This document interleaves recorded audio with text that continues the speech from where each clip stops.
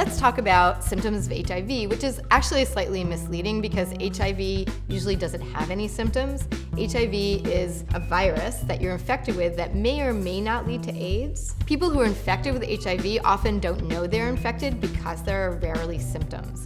Sometimes doctors will say that when you seroconvert, which is when the virus actually enters your bloodstream, there might be some flu-like symptoms that people feel, but in general, there are no really apparent symptoms that would say to someone, I'm infected with HIV.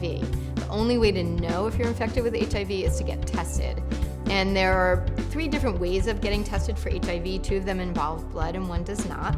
The first way is the more traditional HIV test. It's called the Western Blot test, and that you usually have after 3 months of an exposure. An exposure means any time that you might have been exposed to HIV. So whether that's through sharing needles with somebody, having unprotected or forced intercourse, having some sort of contact with blood from someone who's infected. Those are the ways that you can get infected, and after 3 months you'll be able to tell through a Western Blot test if you actually are HIV positive. Another way to tell is to test blood test after around 28 days of an exposure, and you can tell from that the viral load, how much blood is actually in your system. The difference between those 2 tests, however, are that the viral load test is often more expensive, not performed as often, and really used more for people who are at high risk for exposure.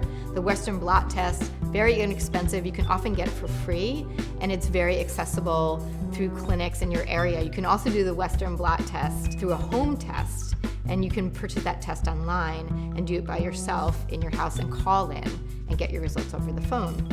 The third kind of test that doesn't involve blood is the oral swab test, often called rapid testing, and that test involves taking like a Q-tip sort of instrument, but more abrasive, and taking cells from your cheek. So those are the ways to get tested. Very rarely are there symptoms of HIV, and really the only way to tell if you're infected is to be tested.